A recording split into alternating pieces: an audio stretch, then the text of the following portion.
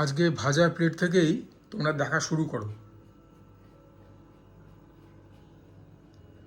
পাবদা মাছের সর্ষে পোস্ত দিয়ে একটু ঝাল, ট্যাংরা মাছের ঝাল রসুন সর্ষে এগুলো দিয়ে, পেঁয়াজও গেছে। মোস্ট ফেভারিট চিংড়ি মাছের মালাইকারি, জ্যান্ত ছিল চিংড়ি মাছটা, ট্যাংরা মাছটাও জ্যান্ত ছিল। এঁচড় চিংড়ি, এটা অতনু রান্নাঘর চ্যানেল থেকে দেখে শিখে করা, আগেও বহুবার করেছি, মানে ব্যাপক হয় খেতে। এটা একটা অভিনব মুগের ডাল, এর মধ্যে শিম গেছে, এর মধ্যে লাউ গেছে, নারকোল কাজু কিশমিশ অনেক কিছু গেছে। বেগুন ভাজা খাবো ডাল দিয়ে, এটা খাবো ঘি দিয়ে। তবে এইটা মানে কি বলবো, এর ভেতরে ফুলকপি, বাঁধাকপি, পেঁয়াজ, ধনেপাতা, কাজু কিশমিশ আর জানি না কী কী গেছে। ঠিক আছে, ব্যাস এখন খেতে হবে। তোমরা কেমন আছো বলো? আশা করি সবাই ভালো আছো, সুস্থ আছো। শীত বিদায় নিতেও নিচ্ছে না, বিচ আই অলওয়েজ ওয়েলকাম। তো এই শীতটাকে এনজয় করতে করতে সুজয় ক্রনিকলসের ভিডিওটাকে তোমরা দেখো, এবং সুজয় ক্রনিকলস ফ্রেগরেন্সেস চ্যানেলটা কিন্তু এই যে সোমবার শুরু হবে, চলে আসবে ভিডিওস তোমাদের জন্য। এই চ্যানেলটা আমি ওই চ্যানেলের লিঙ্কটা চেষ্টা করব এই ভিডিও ডিসক্রিপশনে দিয়ে দেওয়ার। নামটা বলছি সুজয় ক্রনিকলস, এরকম এই চ্যানেলটা সেরকমই নাম, তারপরে হচ্ছে ফ্রেগরেন্সেস। শুরুতে যেরকম বললাম একটু ঘি দিয়ে খাবো। প্রথমে তো এটাই খেতে হবে, এটা খাওয়ার জন্য প্রচণ্ড এক্সাইটেড। প্রথমে একটা এমনি কামড় বসাই, looks very crispy and crunchy. তোমাদের মধ্যে কেউ এটাও মানে আমার কাছে জানতে চেয়েছো বা কমপ্লিমেন্ট করেছো যে হেয়ার কাটটা ভালো হয়েছে। যে আমার হেয়ার কাট দেয় সেই করেছে। এখন তো বাড়িতে আমি ব্যাপারটাকে মানে ভিডিও করার সময় আর কি একটু ব্লো ড্রায়ার দিয়ে ব্যাপারটাকে শুকিয়ে নিই চুলটাকে, তাদের একটুখানি ভলিউম পাই, তারপর ওটা হাত দিয়ে স্টাইল করি। জেল ফেল মুস টুস এখন চুলের মধ্যে কিচ্ছু নেই। যিনি আমার চুল কাটেন ওনার নাম জাফর, আর উনি যখন যে সেলুনে চলে যান সেই সেলুনেই আমি যাই। এই মুহূর্তে থিয়েটার রোডের একটা কোন স্যালনে রয়েছে, রিভলভ না রেভলিউশন বলে একটা কোন ইভলভ বলে আছে বোধ হয়, ইভলভ। তো ইভলভ বলে একটা স্যালনে আছে শেক্সপিয়ার সরণির ওখানে। তো ওখান থেকে এখন কাটাচ্ছি। সো থ্যাংকস যে তোমাদের চুল মানে কি বলবো, স্টাইলিংটা পছন্দ হয়েছে, হেয়ার কাটটা পছন্দ হয়েছে। এবার খাই।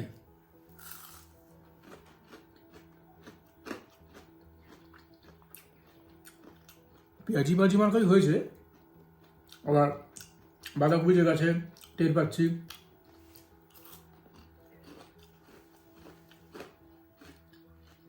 ফুলকপি অতটা টের পাচ্ছি না, তবে প্রমিনেন্ট হচ্ছে পেঁয়াজ, কিশমিশ গাছে মিশ্রতা পেলাম। মোটা কথা খেতে ভালো হয়েছে, এতগুলো জিনিস দিয়ে এরকম মুচমুচে বানিয়েছে, সেখানেই তো তেল্লাপথে ব্যাপক হয়েছে, ব্যাপক। এইবারে তো ভেতরটা এরকম, যাই হোক এবারে ঘি দিয়ে একটুখানি না খেলে পরে ভাতটা ঠান্ডা হয়ে যাবে।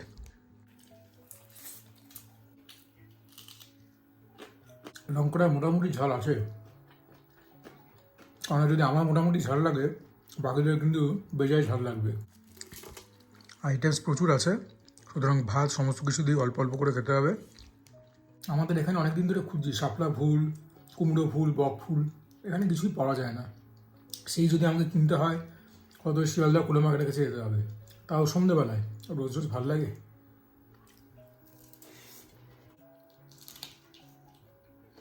তবে শুরুটা একদম পুরো জমে ফাটাফাটি। এই হচ্ছে একটা ডাল, পাঁচমিশালি বলবো না, তবে হ্যাঁ ওই লাউ গেছে, শিম গেছে।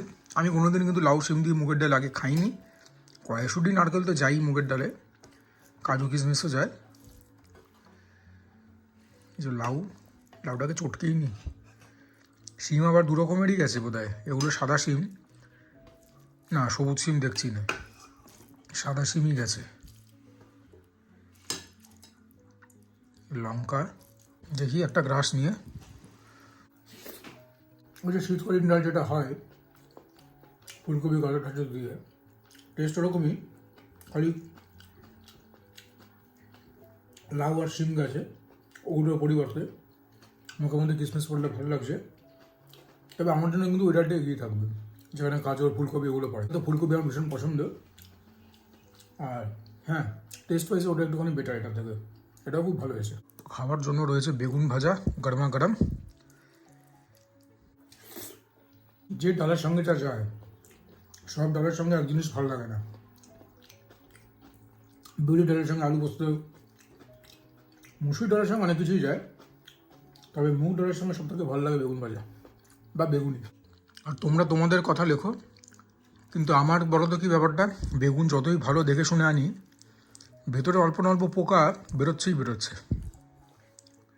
এদিকে উপর থেকে দেখে বোঝার কিন্তু কোনো উপায় নেই। আজকে তো মাংস নেই বা মুরগিও নেই, তবে এরপরে মাছের দুনিয়ায় ঢুকবো। 4 রকমের মাছ আছে, না 3 রকমেরই মাছ আছে। চিংড়ি মাছ তো 2 আইটেম হয়েছে। এবারে শুরুতে কোনটা খাই বলো? চলো এটা কি খেয়ে রাস্তা থেকে সরিয়ে দিই। মাছটার সাইজ বেশ ভালোই আছে, তবে কেন জানি না রান্না করার সময় থেকেই একটা গন্ধ মতন পাওয়া যাচ্ছে। যাই হোক, স্টার্ট তো করি। যদি সেরকম মনে হয় তোমাদেরকে অনেস্টলি বলবো যে না ভাই আর খেতে পারছি না, নিয়ে ব্যাপারটাকে ডিসপোজ করব। প্রিপারেশনটা তো মনোযোগ দিয়েই করা হয়েছে, যেরকম যত্ন করে বাকি সব রান্না হয়েছে। বাট দেখা যাক যে মাছ বাবাজি কীরকম মুডে আছে, কীরকম ফর্মে আছে। ভাতটাকে তো মাখলাম, কিন্তু প্রথমে মাছটাকে একটুখানি টেস্ট করে নিলে বেটার হতো। যাই হোক, দেখে তো তোমরা বুঝবে না, কিন্তু আমি ওরকম জালি কারবার করি না যে একদম খুব ফ্রেশ, দেখো ভেতরটা সাদা। প্রথমে একটুখানি এমনি স্মেল নিই, সেরকম তো খারাপ লাগছে না। টেস্ট করি। না, ঠিকই আছে, বেঁচে গেছি। যাই হোক, মাছ যখন গ্রিন সিগন্যাল পেয়েছে তখন মাছ দিয়েই একটা জব্বর গ্রাস নিই। সব ঈশ্বরের কৃপা, বাঁচিয়ে দিয়েছেন। প্রিপারেশনটা ধরা ছোঁয়ার বাইরে। অল্প রসুন গেছে, রসুন বাটা, সর্ষে পোস্ত, two good to good.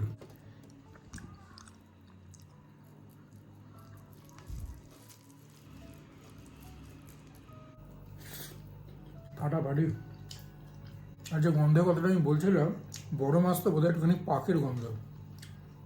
But ঠিক আছে, যদি খারাপ হতো খেতাম না। তোমরা যারা আমাকে চেনো তাদেরকে নতুন করে কিছু বলবার নেই, তারা আমাকে জানো। মাছটাকে খেয়ে নিয়ে তারপর অন্য আইটেমে যাই। হ্যাঁ, তোমরা হয়তো কমিটি জানতে চাইবে মাছটা কোথা থেকে কেনা, মানিতলা থেকেই কেনা। এই এচর চলে এলো ফিল্ডে। চিংড়ি মাছ গেছে, আলু গেছে, এটাতে তো পেঁয়াজ রসুন সবই যায়। অতনু রান্নাঘর চ্যানেলে রয়েছে রেসিপিটা, হ্যাঁ মাস্ট চেক আউট, খুব ভালো রেসিপি এটা। প্রথম গ্রাসটা নিই। আমাদের বউবাজারের এখানে আবার এঁচড় পাওয়া যায় না, সেই এঁচড় আনতে গেলে শিয়ালদা যেতে হবে, কোলে মার্কেটের কাছে। বড্ড মুশকিল।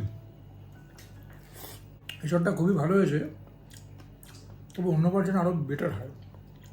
আগেও এই রেসিপিটা 2-3 বার 4 বার করা হয়েছে, সেগুলো স্বাদের সঙ্গে কম্পেয়ার করলে পিছিয়ে রয়েছে। কিন্তু যদি এমনি বিচার করি, এটাও যথেষ্ট ভালো হয়েছে। জানি না রেসিপিটা একদম write down to the T follow করতে কোনো বিচ্যুতি ঘটেছে কিনা, তবে আগে যে বললাম যতবারই খেয়েছি ইট টেস্টেড বেটার। যাই হোক, চিংড়ি এঁচড় সব কিছু দিয়ে, আলু ফালু দিয়ে একটা জম্পেশ গ্রাস।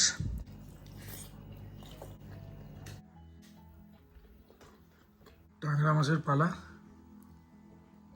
বাহ, ট্যাংরাটা একদম লঙ্কা সমেত উঠলো। ওহো, লঙ্কাটা দেখেও একদম দিল গার্ডেন গার্ডেন হয়ে গিয়ে। এ তো যেরকম বললাম জ্যান্ত ট্যাংরা ছিল, ভেরি রেসপেক্টেবল সাইজ।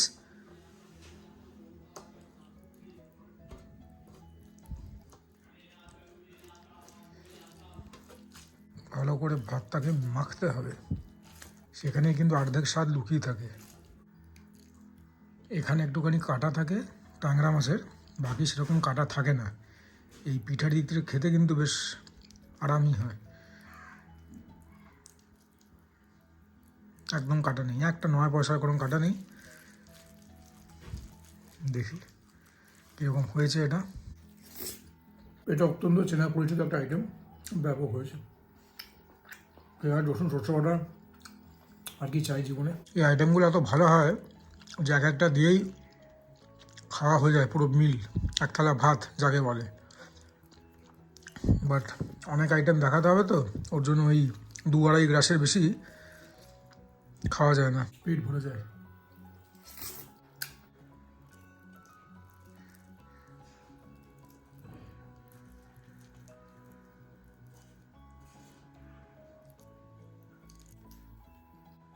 বলেছিল মাছে ডিম হবে, ডিম নেই, তবে এই তেল মতন আছে।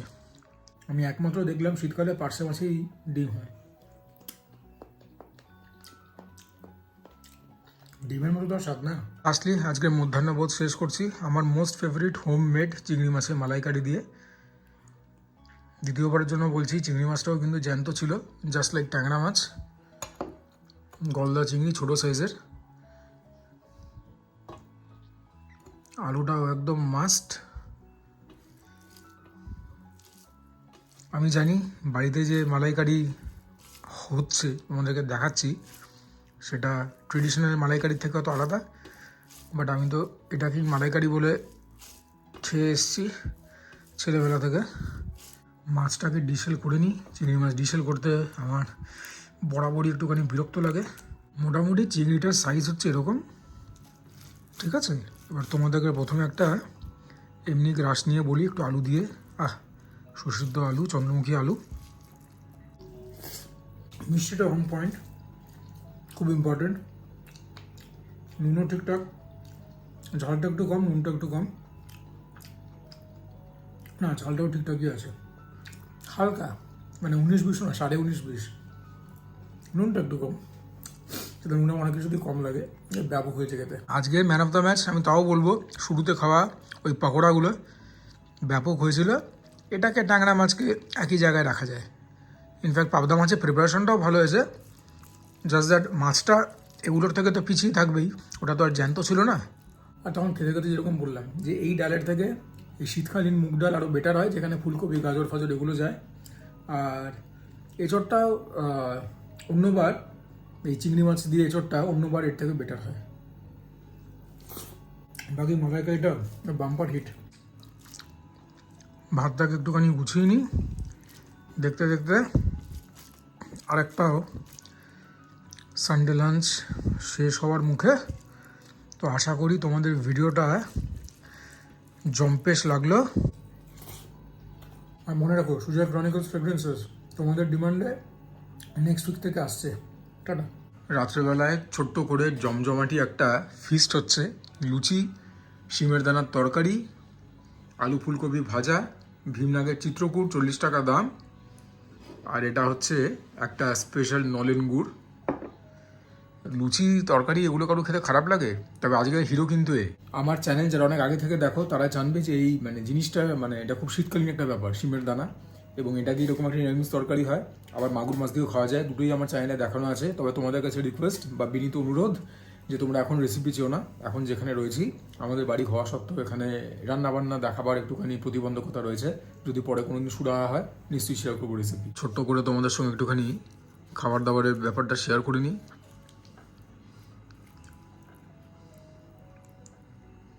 এই তরকারিটা এক আলু দেওয়া হতো, তবে আলু না দিয়ে আমার বেটার লাগে, ফাটিয়ে হয়েছে। শিমের দানার স্বাদ আমি কী করে বর্ণনা করবো বলো? শিম তো গ্রিন রঙের হয়, তো ওরকমই গ্রিন ভেজিটেবল টাইপের একটা আর্দি ফ্লেভার। ঝোলটা ঝাল, সেভারি, ভালো হয়েছে খেতে। কালো জিরে, গরম মশলা এসব যায়। গরম মশলাটা মনে হয় একটুখানি কম গেছে, অথবা আরেকটা জিনিস হতে পারে, কিছু কারণের জন্য এখন বাইরের ওই সানরাইজ বা এভারেস্ট এদের শাহি গরম মশলাটা ব্যবহার করছি, হতে পারে সেটার এফেক্ট কম। বাড়িতে নিজে শিলনোড়াতে বা হামানদিস্তায় গুঁড়ো করলে বেটার হয়, নইলে নিদেন পক্ষে মিক্সিতে। তবে এগুলো কেনা গুঁড়ো তো গুঁড়ো মশলাটা তো শাহি গরম মশলা, হয়তো ওর জন্য ফ্লেভারের ইন্টেন্সিটি অতটা নয়, বাট খেতে ভালো হয়েছে। এই ছিল শিমের দানার গল্প। এবার আবার মোস্ট ফেভারিট ফুলকপি, সেটাকে আলু দিয়ে একটুখানি জাস্ট ভাজা ভাজা, নুন দিয়ে, হলুদ দিয়ে, শুকনো লঙ্কা এরকম কেটে কেটে দেওয়া। আর এমনিতে ফুলকপি তো আমার ভীষণই প্রিয়, তার উপরে প্রিপারেশনটাও প্রিয়। ডাল দিয়ে মেখে এটাকে ভাজা হিসেবে খেতে ভালো লাগে, রুটি দিয়ে খেতে ভালো লাগে, পরোটা দিয়ে খেতে ভালো লাগে। আজকে লুচি দিয়ে খাচ্ছি, তাও ব্যাপক। খালি ফুলকপিটা একটুখানি নরম হয়ে গেছে, আর একটু ক্রাঞ্চি থাকলে বেটার লাগলো। বাকি এটা তো আমার ভালো লাগবেই, তরকারিটা তো আমার প্রিয়। ফুলকপির নিজের যে মিষ্টতা সেটা তো রয়েছেই, তার সঙ্গে আলুরও মিষ্টতা, ভাজা ভাজা, আর এই শুকনো লঙ্কাগুলো যখন মুখে পড়ছে একটু ঝাল লাগছে। আমি বলেছি বটে যে শিমের দানা আজকের হিরো প্লেয়ার, এটা কিন্তু খেতে আরও বেটার লাগছে। ও, তুলনাহীন হয় খেতে।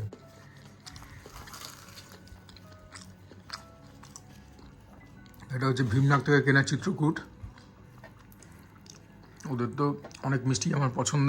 তবে আবারও বলছি, শীতকালে যদি ওদের গুড়ের রসগোল্লাটা তোমরা না খাও তাহলে পরে you guys are missing out on a very special item. আর ওদের সন্দেশগুলো তেমনিতেই খুব ভালো হয়। চিত্রকূটটাও ভালো। তবে আবারও বলছি, ওদের গুড়ের রসগোল্লা 25 টাকা করে পিস, আমার খাওয়া সেরা। নলেন গুড় আর লুচি, আহা হা। এই তো শীত চলে গেল, মানে এখন একটু শীত শীত ভাব আছে।